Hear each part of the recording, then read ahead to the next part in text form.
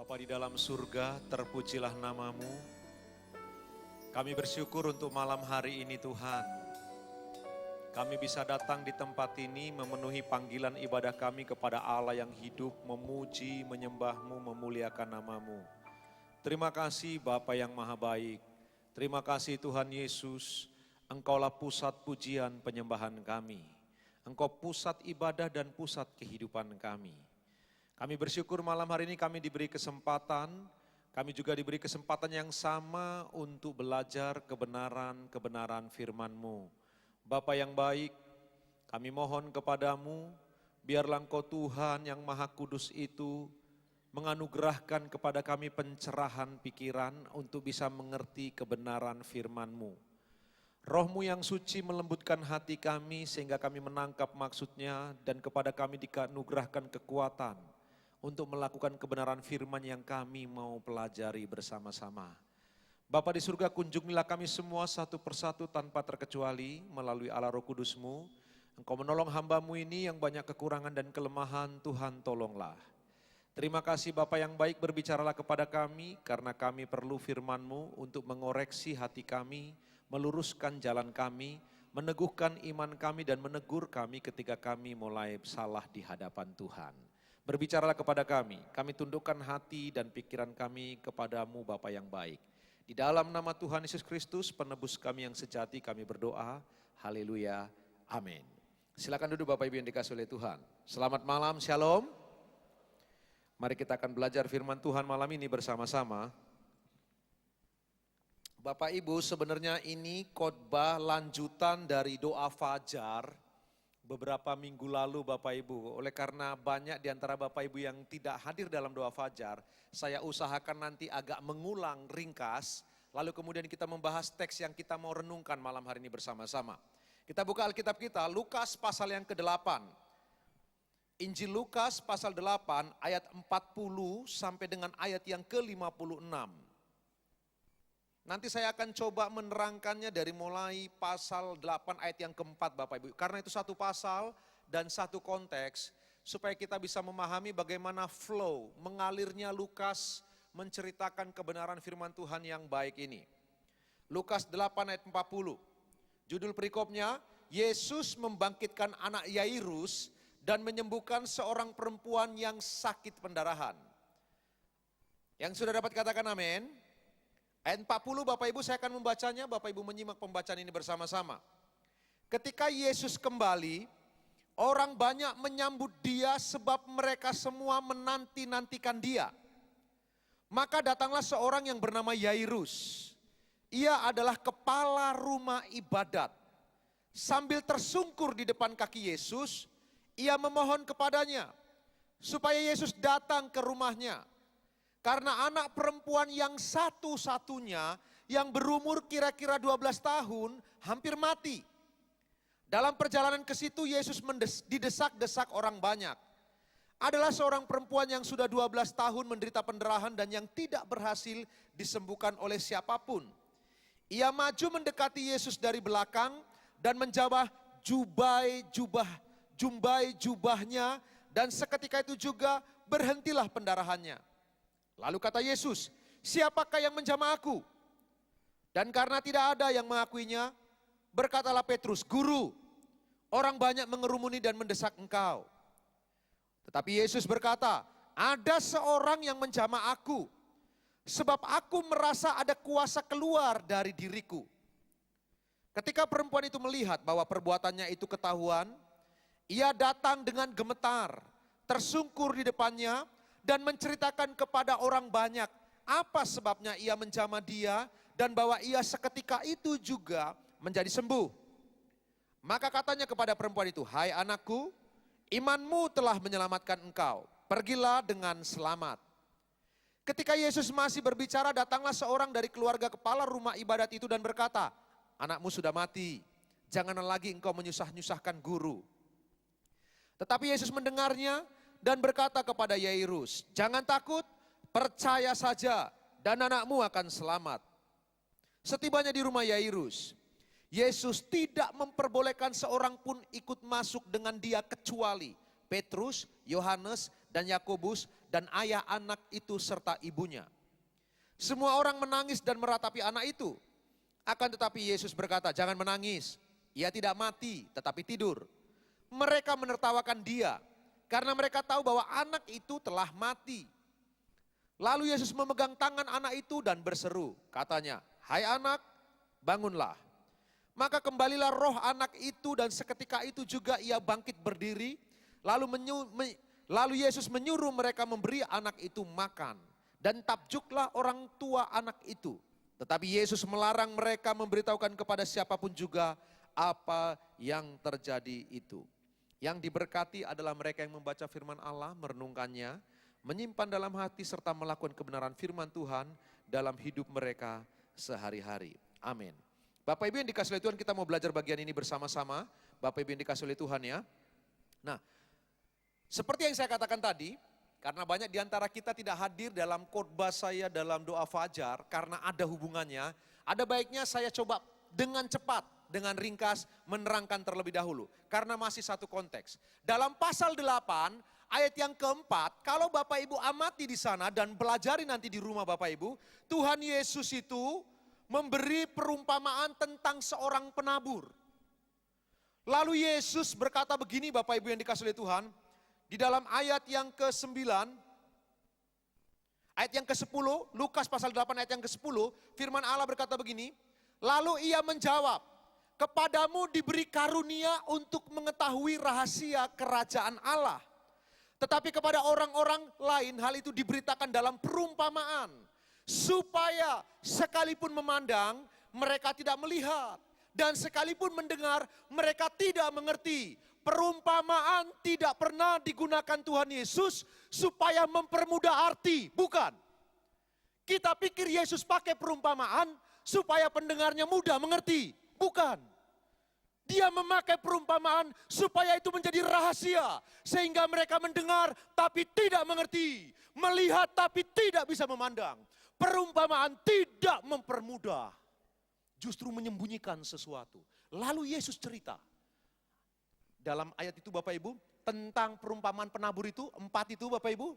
Ada yang ditabur di tepi jalan. Jatuh di tepi jalan Bapak Ibu. Ada yang ditabur di tanah berbatu. Ada yang ditabur di semak duri. Kemudian ada yang ditabur di tanah yang subur. Perhatikan Bapak Ibu, Yesus menggunakan kata yang sama. Sebagian jatuh di pinggir jalan, sebagian di tanah berbatu yang tanahnya tipis, sebagian di semak, sebagian di tanah yang subur. Kalau kita hitung 4 ini Bapak Ibu, kita buat 100%. Maka masing-masing 25% jatuh di pinggir jalan, 25% di batu, di tanah yang berbatu, 25% kena semak duri, cuman 25% yang tumbuh di tanah yang subur. Matius berkata bertumbuh 30 kali ganda, 60 kali ganda, sampai 100 kali ganda. Cuman 25%, 75% amblas. Dan kalau baca teksnya dari sudut pandang Matius, Yesus bicara dalam konteks kerajaan Allah. Di dalam kerajaan Allah, firman ditaburkan, 75% hilang. Cuman 25%. 25% kelompok yang bertumbuh. Lalu kemudian Yesus mengatakan Bapak Ibu, perhatikan di dalam ayat selanjutnya, saya sedang menerangkan konteksnya supaya Bapak Ibu memahami ya. Lalu kemudian Bapak Ibu dalam Lukas pasal yang ke-8 itu, Bapak Ibu yang dikasihi oleh Tuhan, Yesus berkata, mereka yang tumbuh atau yang di tanah yang subur, itu sama dengan orang yang menyimpan firman Tuhan di hati yang baik, sehingga dia bertumbuh. Bertumbuh sampai 100 kali lipat, itu versi Lukas. Tapi versi Matius, 30 kali lipat, 60 kali lipat, dan 100 kali lipat. Lalu perhatikan perumpamaan tentang pelita, ayat yang ke-16. Di pasal yang sama, Lukas pasal yang ke-8, ayat yang ke-16. Yesus berkata begini Bapak Ibu, setelah dia ceritakan tentang perumpamaan 4 tanah tadi Bapak Ibu, dia berkata, tidak ada orang yang menyalakan pelita, lalu menutupinya dengan tempayan, atau menempatkannya di bawah tempat tidur. Tetapi ia menempatkannya di atas kaki dian, supaya semua orang yang masuk ke dalam rumah dapat melihat cahayanya. Yesus ngomong begini, orang-orang yang menyimpan firman Allah di hati yang baik akan bertumbuh 100 kali lipat. Dan orang seperti ini seperti pelita. Pelita tidak bisa disembunyikan di bawah tempat tidur atau ditutup dengan tempayan, tidak bisa. pelita pasti akan muncul, ditaruh di atas meja, supaya menerangi semua lingkungan di sekitarnya. Jadi Yesus mau ngomong, orang yang bertumbuh firman Allah dalam hidupnya, dia akan muncul seperti pelita. Sekalipun orang itu berusaha untuk menyembunyikannya, Tuhan akan memunculkan dia, sehingga dia menjadi terang seperti pelita. Itu sebabnya ayat selanjutnya dia berkata, Bapak Ibu, perhatikan ayat yang ke-17. Nah, ayat ke-17 kadang-kadang ada pengkhotbah mengkhotbahkan dengan nada negatif, enggak betul. Kalau memperhatikan konteks, saya orang yang paling ketat dengan konteks, Bapak Ibu. Saya ingin beritahu kepada Bapak Ibu, kalau baca ayat, jangan coba mencomot ayat. Karena sekali kita mencomot satu ayat, mengeluarkan dia dari konteksnya, maka ayat ini kita bisa isi apa saja ke dalamnya. Maka Alkitab akan rusak. Hati-hati, waktu mengambil ayat sedemikian rupa, lalu kemudian kita mengisi, kontennya kita isi apa saja di dalamnya, rusak Alkitab kita. Enggak boleh. Penting sekali perhatikan konteks, perhatikan konteks. Saya beritahu, contoh Bapak Ibu, kenapa perlu konteks? Sederhana saja, saya beri contoh. Saya punya teman, hampir 30 tahun gak ketemu. Tiba-tiba dulu dia orang yang sangat susah. Demikian susahnya untuk sekolah dia berjualan telur rebus di kota kami, di Eknabara sana. Susah sekali, 30 tahun kemudian. Saya kaget janjian ketemu dengan dia. Lalu tiba-tiba, ini ilustrasi Bapak Ibu ya. Tiba-tiba dia datang dengan membawa Lamborghini. Lalu saya berkata begini, wih gila. Itu satu cerita yang pertama. Cerita yang kedua, tiba-tiba ada orang di lingkungan kami keluar dengan telanjang. Lalu saya berkata, gila. Pertanyaannya, gila yang sama dengan gila yang kedua sama enggak? Beda. Gila yang pertama saya kagum. Dulu dia orang susah, sekarang bawa Lamborghini. Jadi waktu saya berkata, gila lu. Itu bukan menghujat, itu bukan memaki. Itu rasa kagum dari orang susah jadi kaya. Sama-sama kata gila. Tapi gila yang kedua benar-benar gila. Keluar dari rumah telanjang. Perhatikan, waktu satu kata gila dilepas dari konteksnya, kita bisa isi apa saja di dalamnya. Dan itu bisa merusak. Begitu juga Alkitab. Itu sebabnya saya orang yang paling kaku, Bapak Ibu, perhatikan konteksnya. Perhatikan ayat yang ke-17. Ayat ini kadang-kadang dikhotbahkan dengan kasus negatif. Sebab tidak ada sesuatu yang tersembunyi yang tidak akan dinyatakan.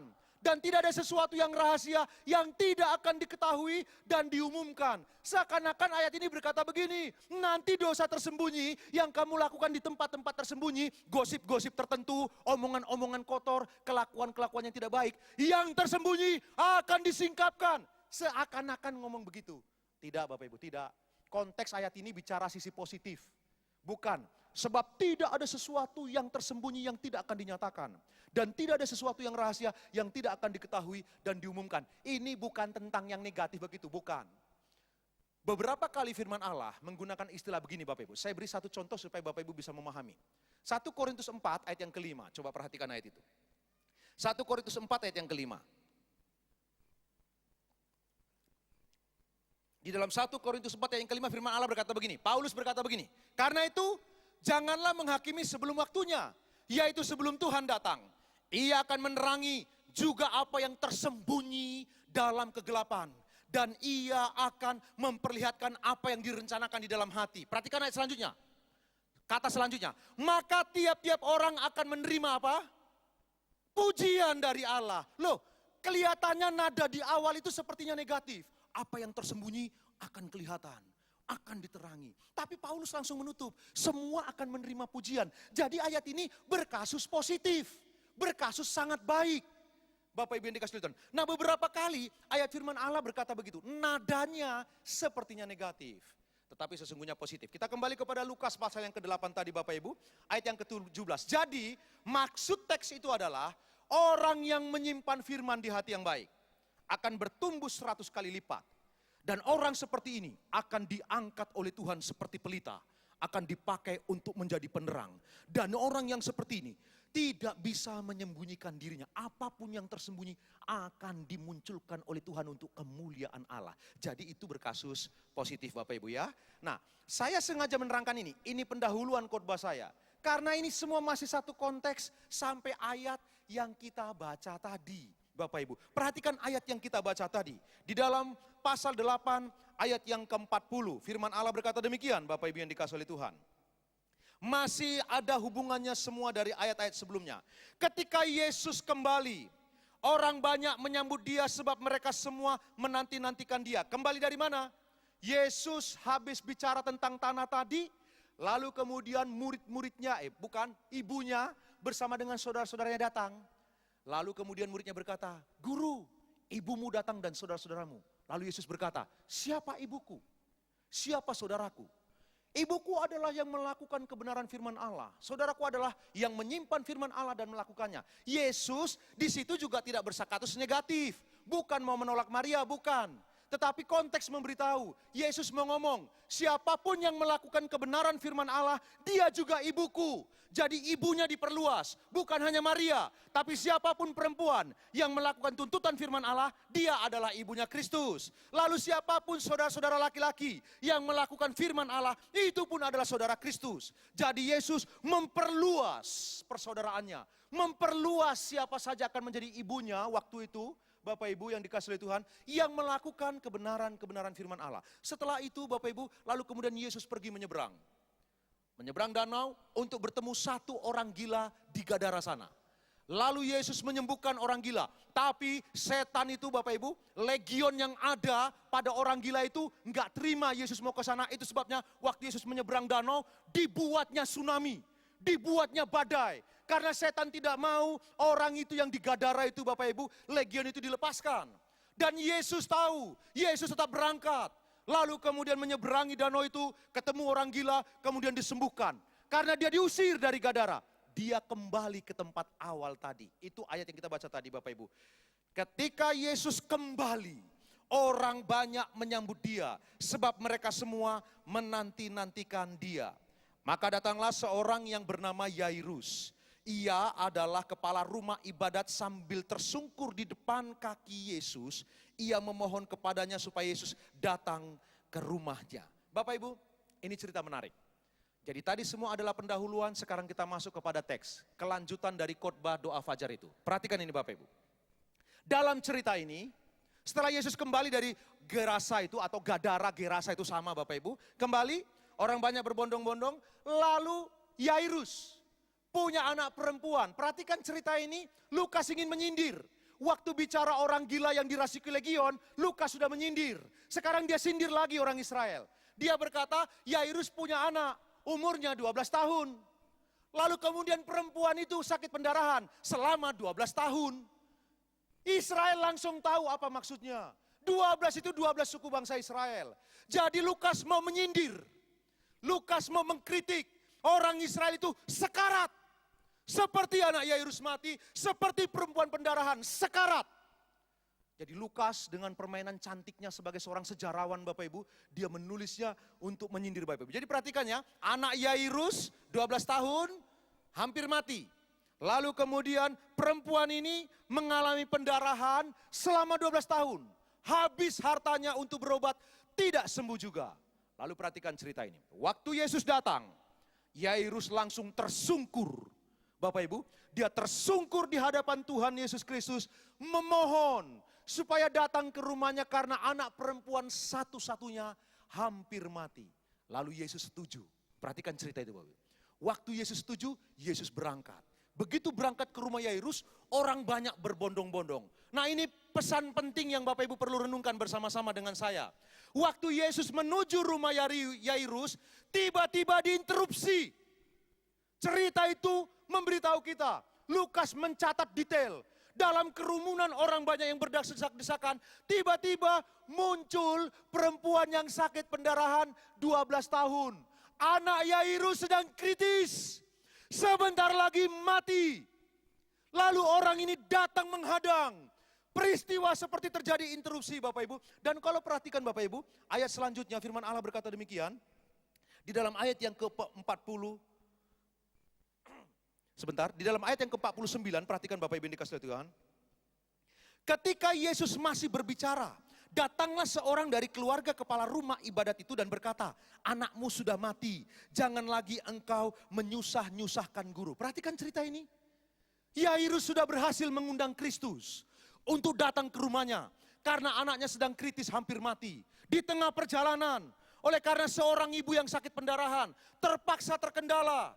Lalu kemudian terjadi dialog yang cukup panjang di sana. Sampai kemudian karena peristiwa ini, anak Yairus mati. Itu sebabnya pegawai rumah ibadat datang memberitahu Yairus, sudah, nggak usah suruh datang lagi guru, nggak usah ngerepotin, anakmu sudah mati. Bayangkan betapa sakit hati Yairus. Dia bisa pun kecewa kepada Tuhan Yesus. Kenapa harus menunda? Coba kalau tidak ditunda, anakku gak sempat mati. Mungkin Yairus marah kepada perempuan itu. Gara-gara kamu, anakku mati. Yairus bisa bereaksi salah dalam situasi itu Bapak Ibu. Itu pelajaran untuk Bapak Ibu dan saya. Yang sengaja ditulis oleh Lukas.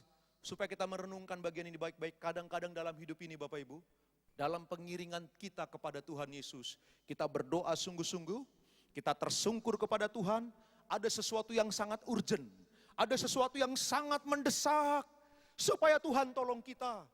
Kita berdoa sungguh, kita berpuasa, kita coba melakukan hal-hal yang baik di hadapan Allah, supaya menarik perhatiannya, sehingga dia datang menolong kita. Dalam situasi seperti itu, Allah justru tolong orang lain, orang di sekitar kita, yang mungkin tidak berusaha terlalu seberat kita. Dalam situasi kadang-kadang terjadi seperti itu. Tapi dalam situasi seperti itu Bapak Ibu, jangan pernah iri hati. Jangan marah dan kecewa karena Tuhan tolong orang lain. Tidak boleh Bapak Ibu. Justru kita perlu melihat, waktu Tuhan belum menolong kita, dan Tuhan menolong orang lain, jadikan itu modal untuk mempertebal iman kita. Keyakinan kita bahwa kalau orang itu ditolong Allah luar biasa, aku pun akan beroleh pertolongan yang luar biasa. Ini penting, bukannya iri hati karena Allah mendahulukan orang lain, Bapak Ibu, bukan iri hati, sebaliknya menerima sebagai seorang hamba Tuhan dengan kerendahan hati. Bahwa Allah punya rencana yang sangat indah. Karena kalau Bapak Ibu, kita sudah tahu teks ini Bapak Ibu, kita tahu akhirnya jelaslah Papa Yairus dan anaknya punya pengalaman jauh lebih istimewa daripada perempuan yang sakit pendarahan. Bapak Ibu yang dikasihi Tuhan. Jadi perhatikan, waktu kita berdoa kepada Tuhan sungguh-sungguh. Dan Allah seakan-akan memberi signal-signal yang jelas bahwa dia akan menolong kita. Tiba-tiba ada interupsi. Orang lain yang mendapatkannya, bukan kita. Tidak usah kecewa. Cepat lambat Tuhan pasti datang dengan pertolongannya yang ajaib. Amin. Ayo yang percaya tepuk tangan buat Tuhan Yesus Kristus Bapak Ibu yang dikasihi oleh Tuhan. Percayalah, jangan iri. Jangan iri, jangan marah. Jadikan itu untuk memperteguh, memperdalam lagi iman kita. Untuk melihat sesuatu yang indah akan terjadi dalam hidup kita. Nah, perhatikan Bapak Ibu, sekarang kita masuk kepada perempuan yang menginterupsi tadi. Perempuan ini, 12 tahun sakit pendarahan. Ini bukan hal yang mudah. Sebenarnya perempuan ini, tanda kutip, perempuan ini sudah sama seperti anak Yairus, mati. Kalau Bapak Ibu baca firman Allah, apa sih mati? Menurut Alkitab, mati itu terputusnya relasi, terputusnya hubungan. Baik mati rohani, terputusnya hubungan kita dengan Allah, maupun mati jasmani, terputusnya kita dari orang-orang lain, dari kehidupan orang lain. Jadi seperti anak Yairus mati, terputus dia dari hubungannya dengan orang yang hidup, perempuan ini juga sebenarnya sudah mati. Dia mati terputus dari orang sekitarnya. Kenapa? Dia sakit pendarahan. Bapak Ibu tahu, ini cukup rumit untuk bisa dipahami. Dalam perjanjian lama, orang yang pendarahan itu najis. Tidak boleh ada orang kena sentuh dia, dan tidak boleh dia disentuh. Jadi dia tidak boleh menyenggol, dia tidak boleh disenggol. Barangkali sudah banyak orang, Farisi, ahli Taurat, para imam, atau teman-teman saudaranya, yang mulai merasa jijik dengan dia. Kenapa? Dia najis, tidak boleh disentuh. Jadi dia mungkin secara relasi tidak ada lagi temannya. Siapa lagi? Dia nggak bisa beribadah, nggak bisa. Kenapa? Dia najis. Jadi dia orang yang terkurung, terkungkung. Sebenarnya dia hidup secara bios, tapi sudah mati. Tidak ada relasi dengan siapapun. Jadi kedua cerita ini sebenarnya Bapak Ibu menggambarkan tentang Israel. Lukas sedang menyindir umat Israel yang seperti itu. Kelihatannya engkau hidup, sesungguhnya mati. Tetapi perempuan ini Bapak Ibu, ini perempuan yang luar biasa yang kita perlu teladani bersama-sama. Walaupun dia terputus, relasi dengan semua orang. Bahkan tidak bisa beribadah kepada Allah oleh karena kenajisannya Bapak Ibu. Tidak ada orang yang bisa sentuh dia dan senggol dia. Hari itu, tidak mungkin iman timbul ujuk-ujuk. Tidak mungkin. Dia pasti sudah mendengar bahwa Yesus membebaskan legion di seberang danau sana. Itu sebabnya orang-orang berbondong menyambut Yesus. Yesus sudah menyembuhkan orang sakit, melepaskan dari legion. Yesus bukan hanya itu, dia menyembuhkan orang kusta, yang orang kusta juga sama najisnya seperti dia. Dia pasti sudah mendengar. Dia juga mendengar Yesus duduk di antara orang berdosa. Perhatikan ayat-ayat sebelumnya. Yesus duduk di tengah orang berdosa, Yesus menyembuhkan orang sakit kusta, Yesus melepaskan orang dari kerasukan legion. Jadi cara Lukas mencatat ngeflow-nya itu enak Bapak Ibu. Ngalirnya enak karena dia seorang sejarawan yang baik. Jadi perempuan ini pasti sudah mendengar itu. Itu sebabnya waktu dia mendengar Kristus itu yang mau menerima siapa saja, yang bersedia untuk menyembuhkan siapa saja, maka mulai iman timbul. Perhatikan, iman tidak pernah ujuk-ujuk. Di dalam iman ada proses berpikir. Di dalam iman ada proses merenung. Ada proses mempertebal keyakinan. Jadi iman itu melibatkan pola pikir. Melibatkan pendengaran kepada firman Allah Bapak Ibu. Nah karena proses itu terus bergelut di dalam dirinya. Dari hatinya yang paling dalam. Hari itu dia mengumpulkan semua keberanian yang dia punya. Sekalipun dia najis. Kali ini dia melanggar hukum Taurat. Dia datang kepada gerombolan orang banyak itu. Dan perhatikan Bapak Ibu yang dikasihi Tuhan. Semua orang banyak menjamah Yesus. Banyak orang menyenggol Yesus. Banyak orang menyentuh Yesus. Tapi orang ini berbeda. Karena dari hatinya yang paling dalam. Rasa kerinduan yang kuat. Dia sentuh jubah Yesus. Firman Allah berkata dia langsung sembuh. Dia bisa saja pergi. Tenang, selesai. Memang dia tipikal orang yang punya iman tapi iman yang tersembunyi. Imannya itu hidden Bapak Ibu. Imannya itu tersembunyi. Dengan iman yang tersembunyi itu yang dia simpan di hati, dia sentuh jubah Yesus. Langsung pendarahannya berhenti. Waktu pendarahannya berhenti, perhatikan Bapak Ibu, ada banyak orang yang menyentuh Yesus. Ada banyak orang yang menjamah Yesus. Tapi tidak ada satu kuasa pun yang keluar dari diri Kristus. Hanya perempuan ini yang sudah terputus relasinya 12 tahun. Lalu Yesus berkata, ada orang yang menjamah aku. Lalu Petrus menginterupsi dan berkata, Tuhan, Guru, ada banyak orang di sini. Bagaimana engkau bertanya siapa yang menjamah engkau? Bisa siapa saja, orang banyak di sini. Tapi Yesus berkata, dalam bahasa saya Bapak Ibu, ini berbeda. Ada kuasa yang keluar dari diriku. Bapak Ibu, Tuhan Yesus punya koneksi bebas. Maksudnya begini, Tuhan Yesus bisa dengan seketika tahu siapa orang yang menjamah dia. Dia tahu dengan sempurna. Memang dia manusia sejati dari manusia sejati. Tetapi dia ada Allah, tetap Allah sejati dari Allah yang sejati itu. Perhatikan Bapak Ibu, dia tahu siapa yang menjamah. Tetapi Yesus ingin perhatikan pelita tadi. Pelita itu Bapak Ibu tidak mungkin ditaruh di bawah gantang. Tidak mungkin ditutupi dengan tempayan. Dalam cerita ini, Yesus ingin memunculkan iman yang tersembunyi itu. Yesus tahu perempuan itu. Tapi Yesus mau mengangkat ke permukaan. Untuk memperlihatkan kepada semua orang yang berbondong-bondong itu. Itu sebabnya Yesus berkata, ada kuasa yang keluar. Lalu kemudian karena perempuan itu ketahuan, dia keluar. Lalu minta maaf. Dia ceritakan semuanya. Bapak Ibu, waktu cerita ini diceritakan oleh Lukas, dia ingin meneguhkan cerita yang pertama. Tidak mungkin pelita disembunyikan di bawah gantang. Tidak mungkin pelita ditutup dengan tempayan. Pelita akan ditaruh oleh Tuhan di atas kaki Dian, di atas meja. Yesus sengaja memancing pembicaraan itu. Supaya iman yang tersembunyi muncul ke permukaan. Hari itu perkataan si perempuan menampar Petrus dengan keras. Menampar semua orang di sekitarnya dengan sangat tajam. Bapak Ibu dikasih Tuhan, apa pelajaran yang kita bisa pelajari? Perhatikanlah Bapak Ibu. Jika engkau punya iman yang sungguh kepada Allah. Seperti perempuan ini. Mungkin engkau terasing. Mungkin engkau kurang diperhatikan. Barangkali engkau terputus relasimu dengan banyak orang oleh karena barangkali ada sesuatu dalam dirimu. Kita tidak tahu. Tapi ini poinnya. Kalau engkau punya iman yang sejati kepada Kristus. Cepat lambat. Dia akan mengangkat engkau kembali. Menunjukkan ke permukaan. Karena iman sejati tidak bisa disembunyikan. Kebenaran sejati di hati tidak pernah bisa disembunyikan. Cepat, lambat, Tuhan akan mengangkat kita dan nama Tuhan dipermuliakan melalui kehidupan kita. Amin. Ayo tepuk tangan bagi Tuhan Yesus Kristus. Itu sebabnya semua aktivitas rohani yang kau lakukan secara sembunyi, Tuhan akan tunjukkan semuanya. Tidak apa-apa. Allah adalah Allah yang suka menjawab doa-doa kita dari tempat yang tersembunyi. Tetapi perhatikan, pada waktunya engkau pun akan muncul ke permukaan. Seperti kota yang terletak di atas gunung, tidak mungkin bisa tersembunyi. Begitulah orang yang punya iman sejati kepada Kristus, tidak akan tersembunyi. Kita bersyukur Bapak Ibu, kalau begitu semua kita malam hari ini punya kesempatan yang sama untuk diangkat Allah bagi kemuliaan nama Tuhan. Sehingga Allah semakin dipuja-puja bagi kemuliaannya. Amin. Ayo tepuk tangan lebih baik lagi bagi Tuhan Bapak Ibu yang dikasihi Tuhan. Jadi Yesus tahu, perempuan itu yang menjamahnya, dia tahu karena dia maha tahu.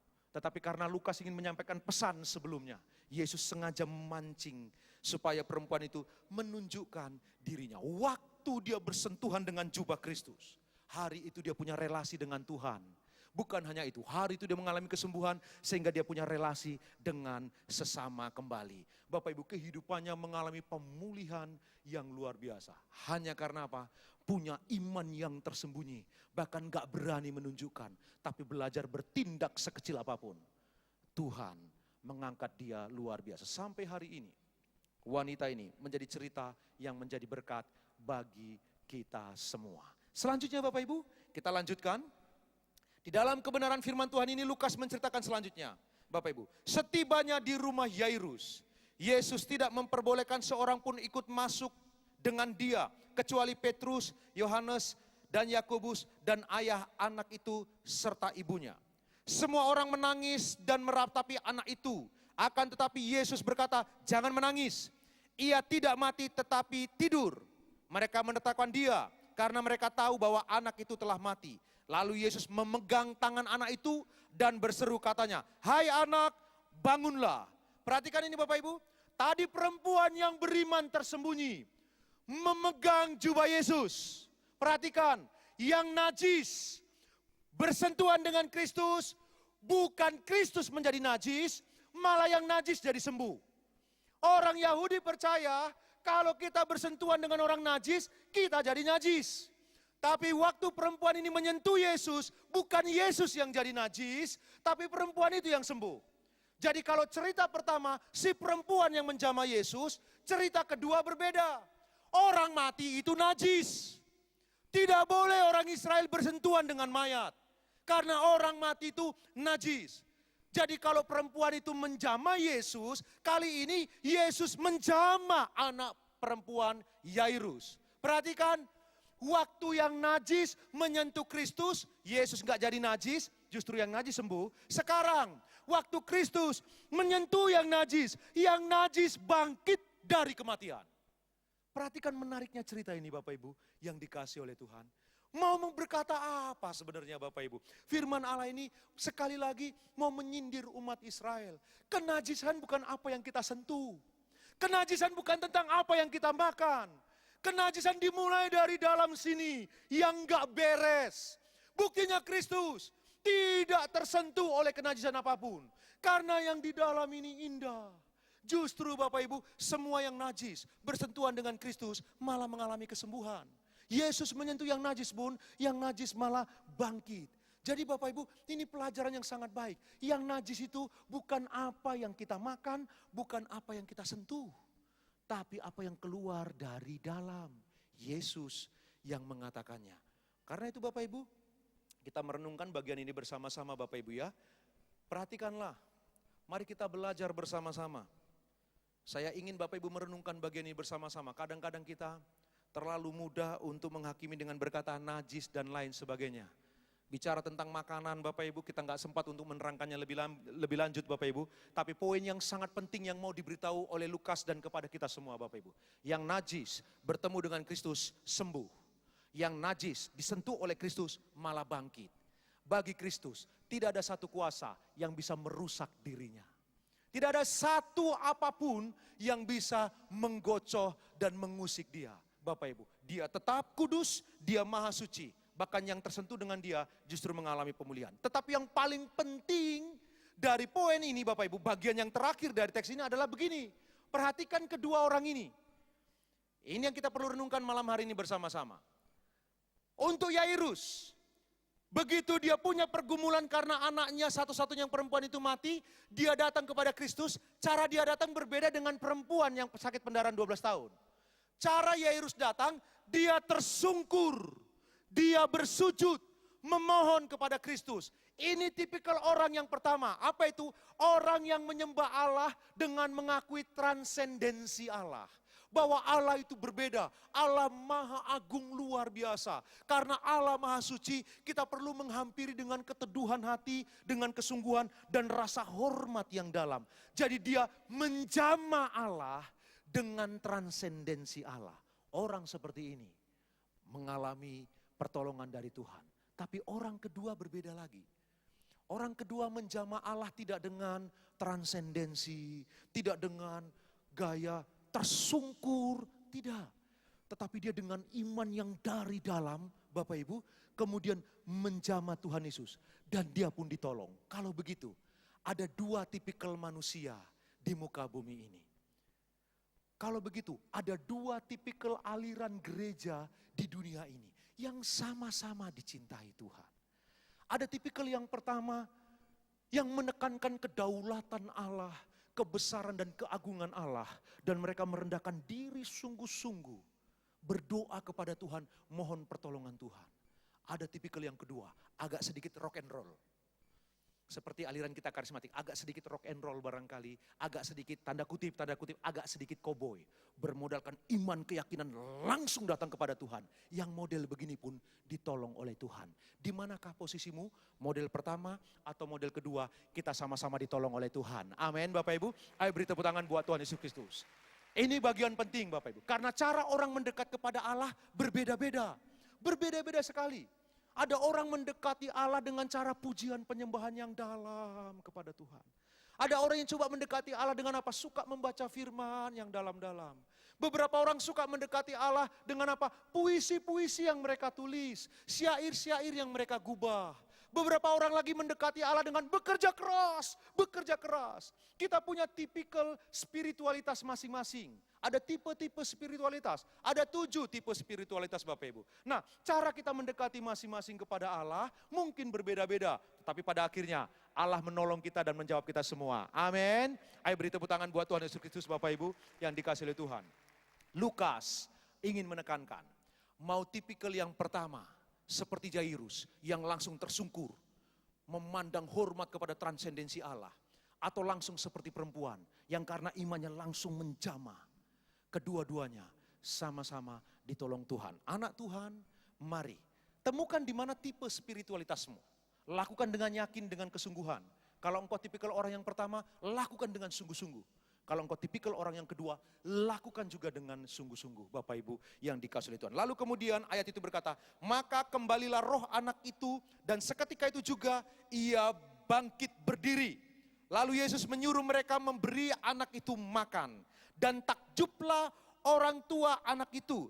Tetapi Yesus melarang mereka memberitahukan kepada siapapun juga apa yang terjadi itu. Ini menarik.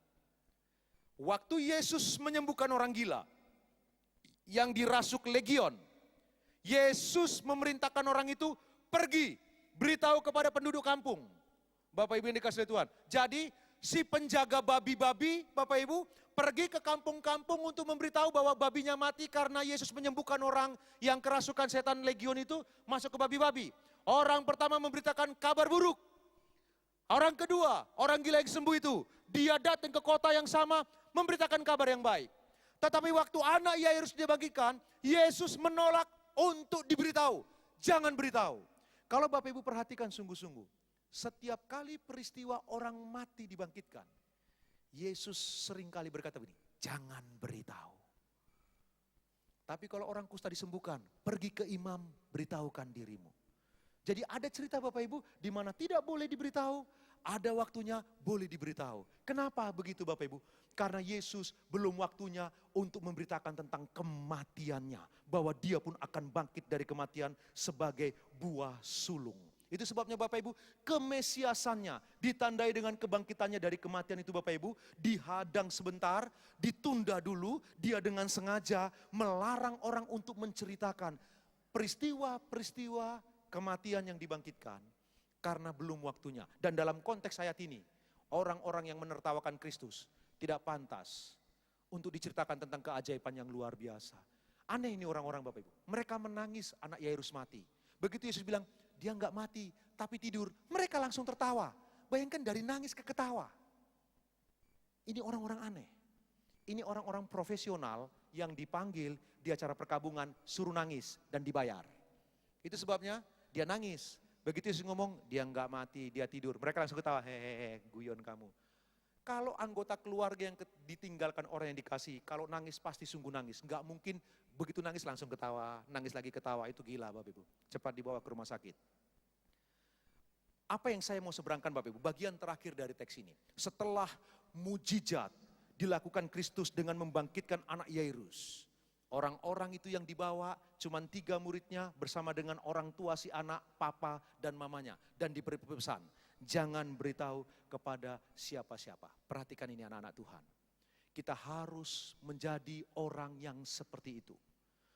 Kita harus menjadi anak Tuhan yang berani dan mengerti kapan waktunya kita diam dan tidak cerita tentang Tuhan. Kapan waktunya kita mulai cerita tentang Tuhan Yesus. Anak Tuhan harus mengerti kairos.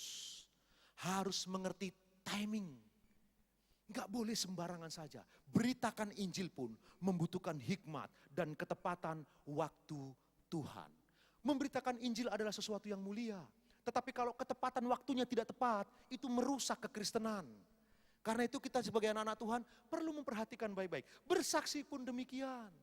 Engkau perlu berhati-hati waktu bersaksi, Tuhan tolong engkau, Tuhan memberkatimu, Tuhan menyembuhkanmu. Kita pun perlu berhati-hati, perlu timing yang tepat. Bayangkan ada orang yang bergumul habis-habisan sepanjang hidupnya. Berdoa supaya disembuhkan dan dia belum disembuhkan juga. Hari itu dia sedang bad mood, lalu kita bersaksi tentang Tuhan menyembuhkan. Itu bisa merusak imannya, itu bisa melemahkan dia. Kita perlu timing yang tepat. Bapak Ibu, bersaksi pun butuh timing yang tepat. Tuhan yang memberitahu kepada mereka, jangan beritahu. Jadi Bapak Ibu anak Tuhan harus mengerti, waktu doamu dijawab, engkau punya kerinduan untuk bersaksi, itu baik. Tapi engkau juga harus punya waktu yang tepat. Kapan harus diberitakan, kapan tidak. Jangan sampai engkau cerita, aku baru saja diberkati Tuhan, tidak lama tetanggamu datang pinjam uang, susah juga engkau. Karena timingnya nggak tepat, kebetulan tetanggamu lagi butuh uang. Engkau bersaksi, engkau diberkati. Nggak baik juga memberi utang, lebih baik memberi dengan tulus. Tapi poinnya Bapak Ibu yang dikasihi Tuhan, kebenaran firman Allah yang kita renungkan malam hari ini. Perhatikanlah Bapak Ibu, bahwa orang yang punya iman yang tersembunyi, yang dengan tulus kepada Tuhan, cepat lambat akan diangkat ke permukaan dan ditunjukkan Tuhan seperti pelita, tidak bisa disembunyikan.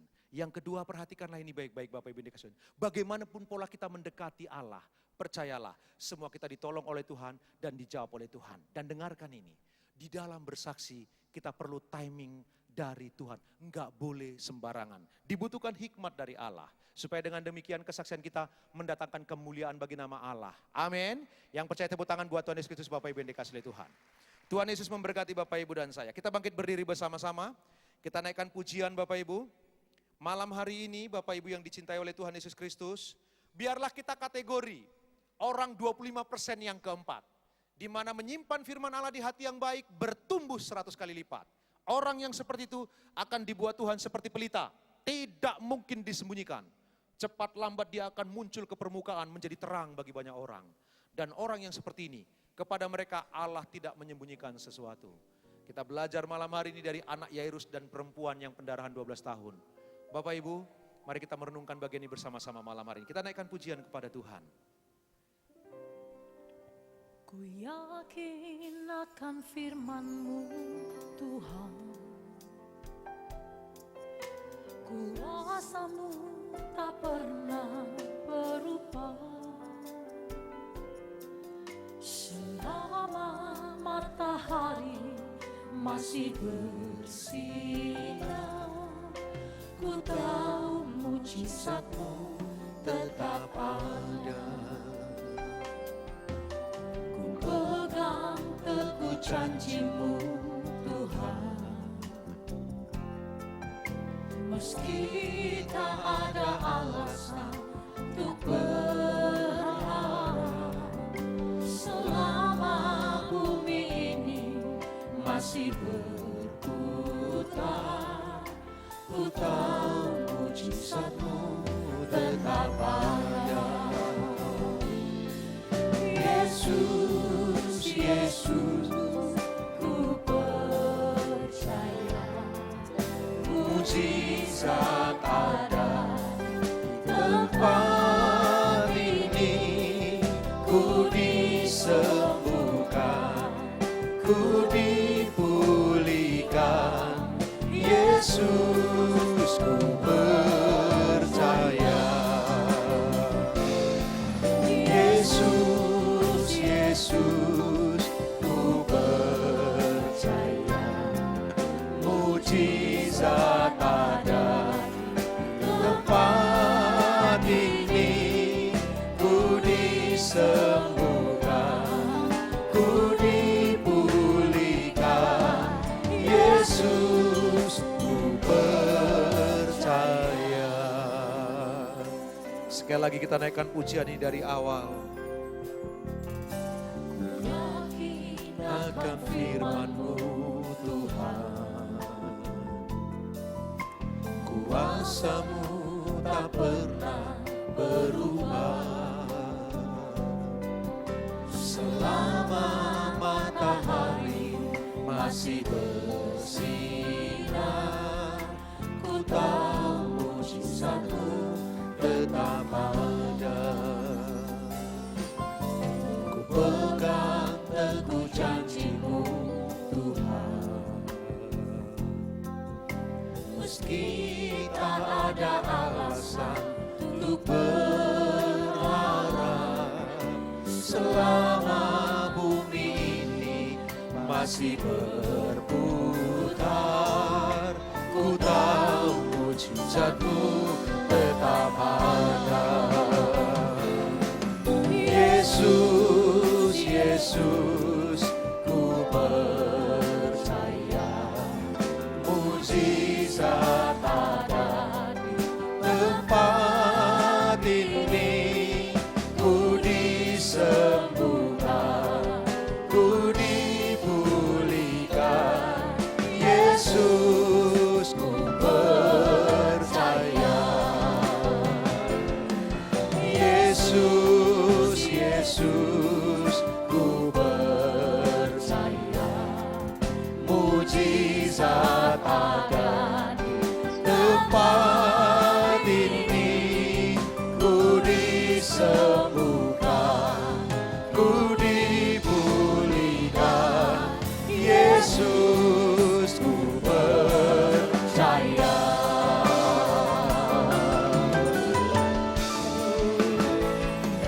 Yesus, Yesus ku percaya.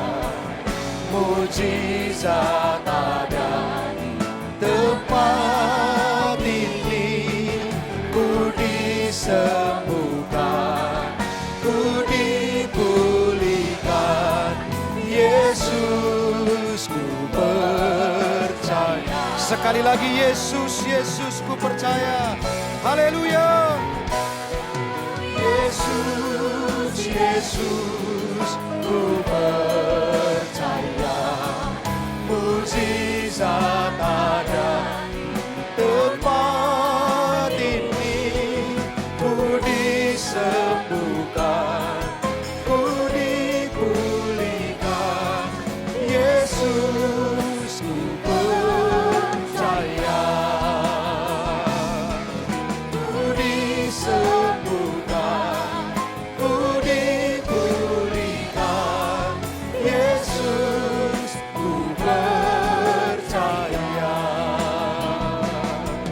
Ku disembuhkan, ku dipulihkan, Yesus ku percaya.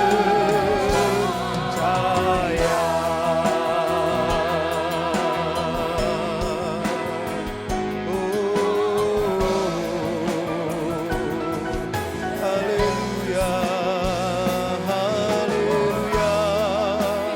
Mari kita sembah Tuhan bersama-sama malam hari ini. Biarlah mujizatnya terjadi dalam hidup kita masing-masing. Oh, haleluya.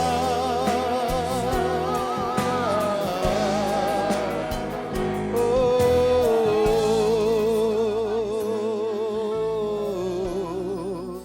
hikidi bakara namo.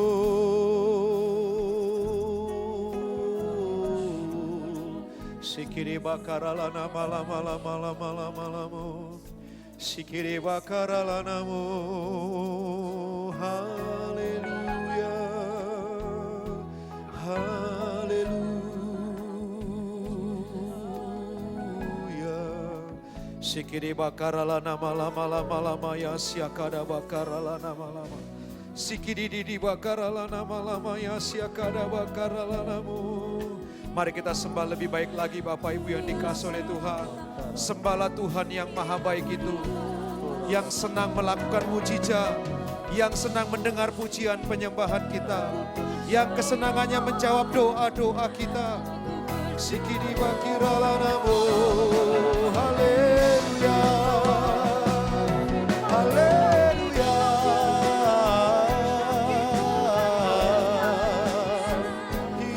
Sikidi bakirala namo, sekere bakirala namo.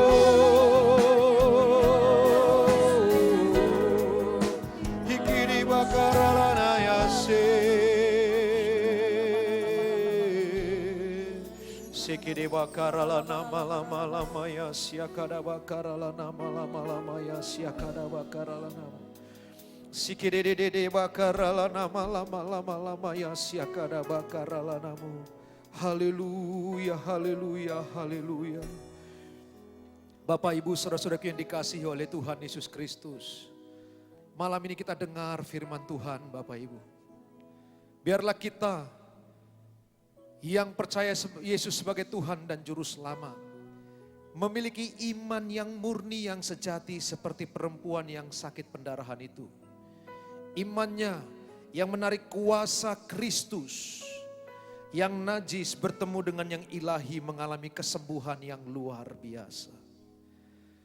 Bapak Ibu yang dikasihi oleh Tuhan, bagi konsep zaman mereka orang najis doanya tidak didengar oleh Tuhan. Orang najis, orang yang tersisih dari Allah. Tetapi malam ini kita dengar firman Allah, bahkan perempuan itu karena iman yang murni kepada Kristus, kenajisannya justru mendatangkan mujizat yang luar biasa. Marilah iman kita murni Bapak Ibu seperti perempuan itu. Dan jadilah pribadi-pribadi seperti Yairus, yang takluk tunduk kepada Allah dalam transendensi Tuhan yang berbeda itu. Dan dia pun mengalami pertolongan Tuhan. Biar malam hari ini semua kita yang hadir memiliki hikmat untuk kapan harus memberitakan firman Allah dan bersaksi. Dan kapan harus berdiam untuk kemuliaan Tuhan. Mari sekali lagi kita serukan, Yesus, Yesus ku percaya. Dengan kesungguhan hati kita berseru kepada Tuhan, Bapak Ibu yang dikasihi oleh Tuhan. Yesus, Yesus, ku percaya mujizat ada di tempat ini. Ku disembuhkan, ku dipulihkan. Yesus, ku percaya. Dengan yakin sungguh, Yesus, Yesus, ku percaya.